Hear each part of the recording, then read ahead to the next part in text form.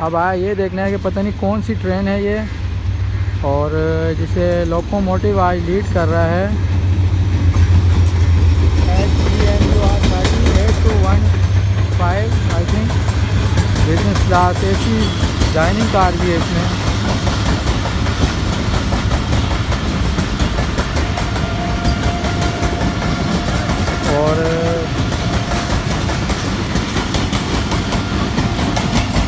और double train action देखने को आज मिल रहा है हमें मरी रेलवे स्टेशन पर, और